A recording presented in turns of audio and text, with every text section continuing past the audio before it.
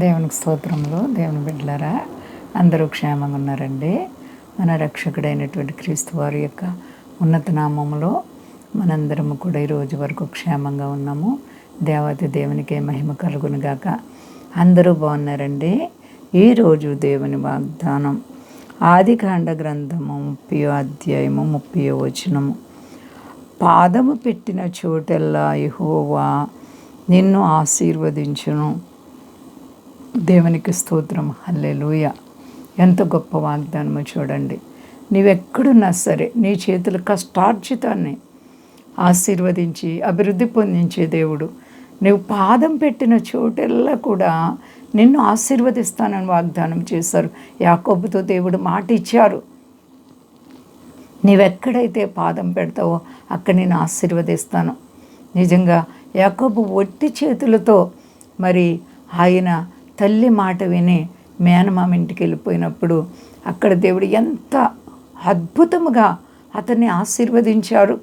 ఎంత గొప్ప భాగ్యం.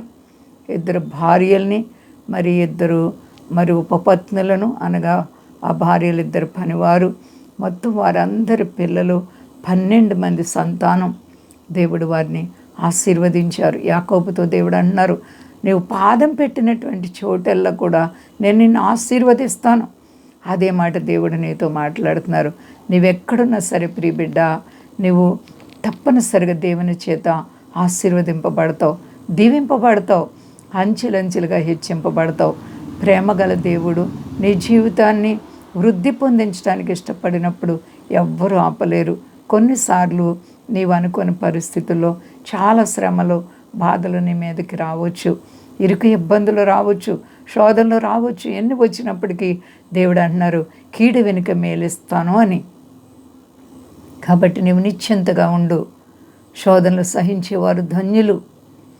మరి ప్రతి ఒక్కరిని మనం చూసినప్పుడు భక్తిపరులు ఎంతోమంది మొదట శ్రమలు అనుభవించారు, బాధలు అనుభవించారు. ఆ తర్వాత దేవుడు వారిని హెచ్చించారు. మరి కొన్నిసార్లు నువ్వు హెచ్చులో ఉన్నప్పటికీ కూడా మరలా తగ్గొచ్చు.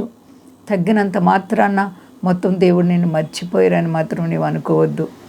నీ ప్రార్థనలు ఆలకించడానికి ఒక దూత ప్రత్యేకంగా నీ యొద్దకు వచ్చి నీ ప్రార్థనలన్నీ కూడా ప్రభువైన క్రీస్తు వారి యొద్దకి తీసుకెళ్ళడానికి ఒక దూత నీకు ఎల్లప్పుడూ తోడుగా ఉంటుంది.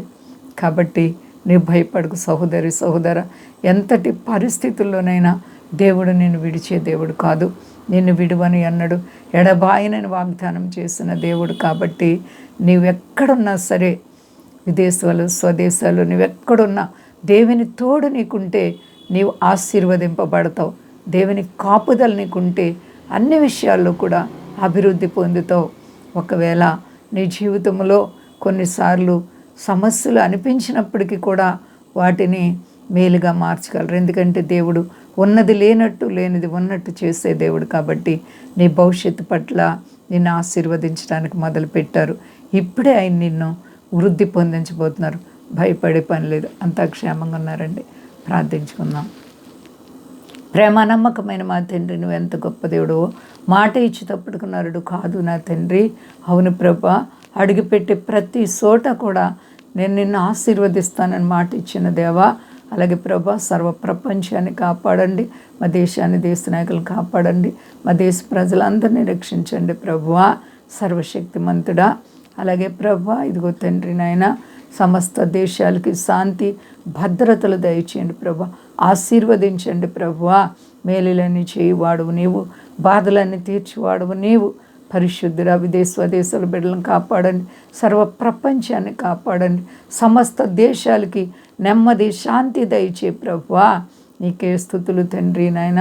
సమస్యలు, రుణాలు, ఆర్థిక పరిస్థితులు, వ్యాధి బాధలు ఉన్న బిడ్డలకు యేసు నామములో విడుదల కలుగును గాక. అందరికీ క్షేమాన్ని ఇవ్వండి ప్రభా. హృదయ వాంఛలు తీర్చే దేవుడు, మేలుతో నింపి మహిమ పొంది శక్తి కలిసేనామా నడుచున్నాను తండ్రి. ఆమె. అందరికీ వందనాలండి. మా కొరకు పరిచయ కొరకు అందరూ ప్రార్థించండి.